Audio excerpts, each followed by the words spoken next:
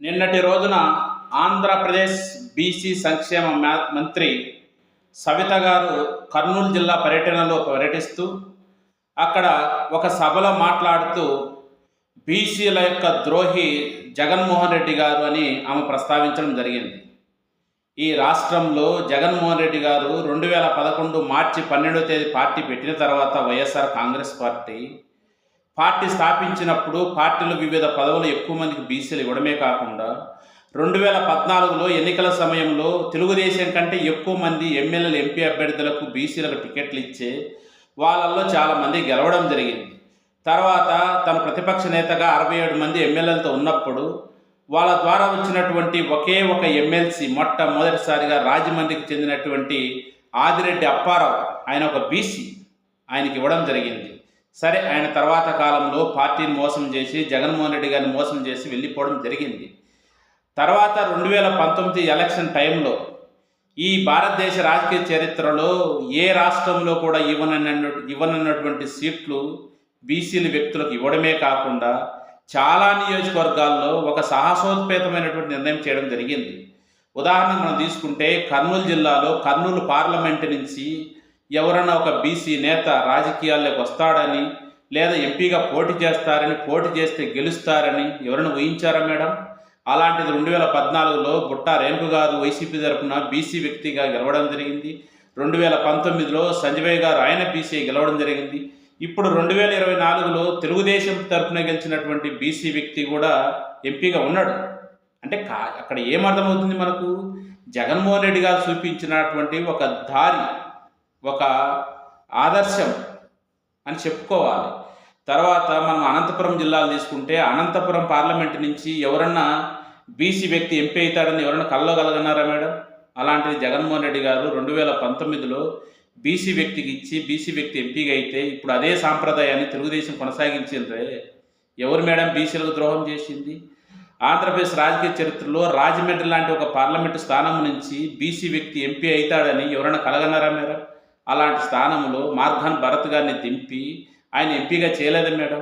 ఇంకా రాష్ట్రంలో చాలా విషయాలు చెప్పుకోవచ్చు. ఎమ్మెల్యేల పరంగా తీసుకుంటే కృష్ణా జిల్లాలో మైలవరం లాంటి ఒక కాన్స్టిట్యున్సీలో ఎవరైనా బీసీ నేతకు సాహసం చేసి టికెట్ ఇస్తారా మేడం? అక్కడ ఉన్నటువంటి సామాజిక ఆధిపత్య పౌరులు, ఒక వర్గం యొక్క అహంభావం, అలాంటి కాన్స్టిట్యున్సీలలో జగన్మోహన్ రెడ్డి గారు సాహసోపేతమైన నిర్ణయం తీసుకొని ఒక బీసీ నేతకు టికెట్ ఇచ్చిండే. సరే, తను ఓడిపోయిండొచ్చు, కానీ ఇచ్చిండు కదా.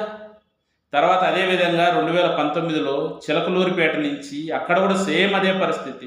అక్కడ ఉన్నటువంటి సామాజిక పరిస్థితుల దృష్ట్యా, ఆ కాన్స్టిట్యున్సీలో ఉన్నటువంటి ప్రత్యేక పరిస్థితుల దృష్ట్యా జగన్మోహన్ రెడ్డి గారు విడుదల రజనటువంటి ఒక బీసీ మహిళా నేతను తెచ్చి ఆమెను ఎమ్మెల్యేగా గెలిపడమే కాకుండా మంత్రివర్గంలో కూడా స్థానం ఇచ్చింది. ఈ విధంగా జగన్మోహన్ రెడ్డి గారు రాజకీయాల్లోకి వచ్చిన తర్వాత ఆంధ్రప్రదేశ్లో బీసీలకు రాజకీయంగా ఎన్నో అవకాశాలు కల్పించడమే కాకుండా వాళ్ళను ఆదర్శవంతంగా రాజకీయాల్లో ఉండే విధంగా తీర్చిదిద్దాడే జగన్మోహన్ రెడ్డి బీసీ ద్రోహి మేడం.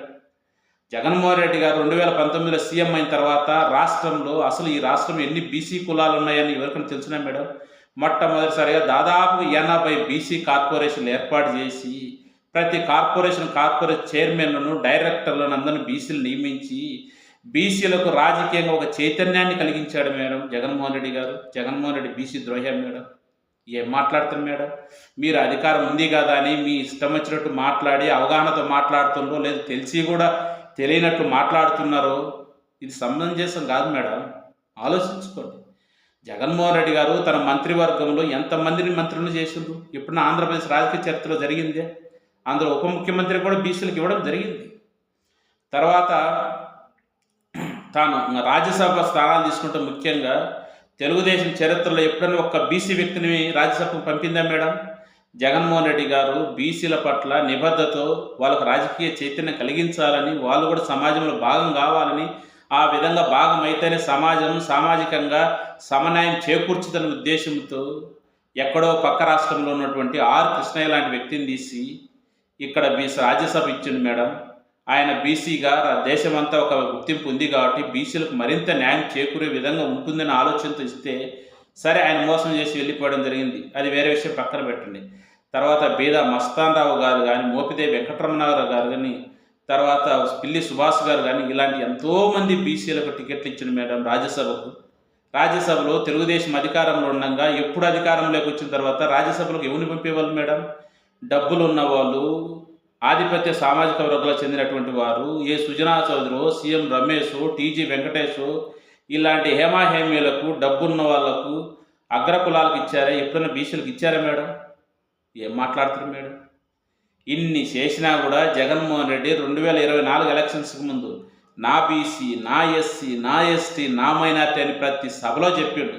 సరే, అది నచ్చినటువంటి కొందరు పెత్తందారులు అందరూ గుమికూడి రాజకీయంగా జగన్మోహన్ రెడ్డి యొక్క నినాదాన్ని బ్రతకనీయకూడదనే ఉద్దేశంతో, కక్షతో, కార్పణ్యంతో, ఒక రకంగా చెప్పాలంటే ఈ రాష్ట్రంలో బీసీలని వాళ్ళు ముందుకు రాకూడదని, రాజకీయాలు నిలబడకూడదని అందరూ ఒకటై నీతి లేకుండా రాజకీయంగా జగన్మోహన్ రెడ్డిని ఓడించారు మేడం.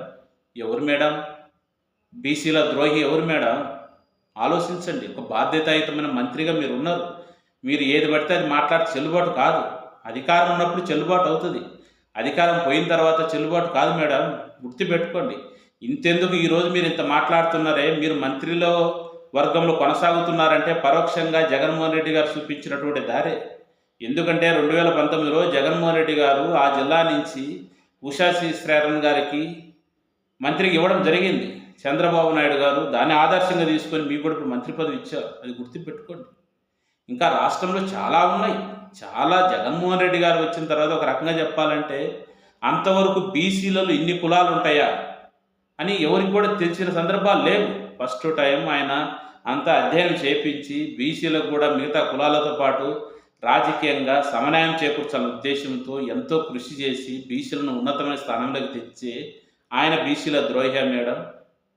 చాలామంది వైఎస్ఆర్ కాంగ్రెస్ పార్టీలో కూడా ఒక టైంలో జగన్మోహన్ రెడ్డి మీద అడిగిండ్రు, ఎందుకు ఇంతమంది బీసీలకు మనం ప్రాధాన్యత ఇవ్వడము, మిగతా వాళ్ళు ఏదని అనుకుంటారు కాదని.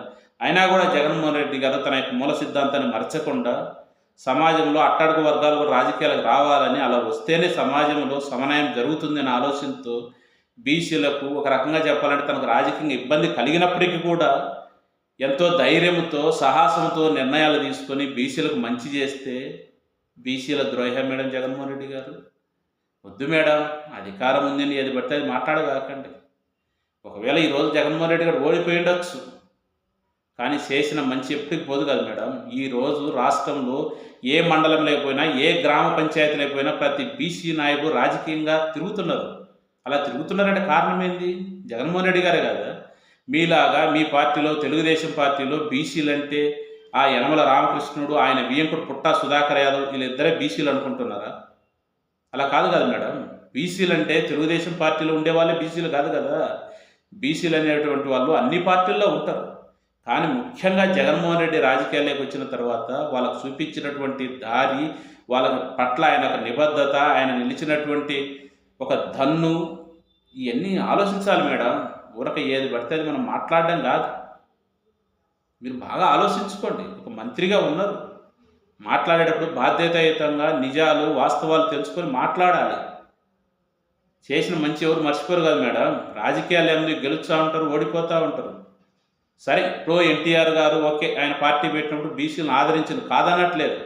కానీ జగన్మోహన్ రెడ్డి గారిని మీరు బీసీ ద్రోహి అన్నప్పుడు చూడండి, అది బాధ కలుగుద్ది. అది కాదు మేడం, మంచిది కాదు. ఆలోచించుకుని ఇప్పటికి కూడా ఆయన ఓడిపోయిన రోజు కూడా ఏమన్నాడు? అంత బాధలో కూడా, ఓడిపోయినా కూడా ఆయన చెప్పిన విధానానికి, ఆయన అనుకున్నటువంటి మాటకే కట్టుబడి ఉండడు. అది గుర్తుపెట్టుకోండి.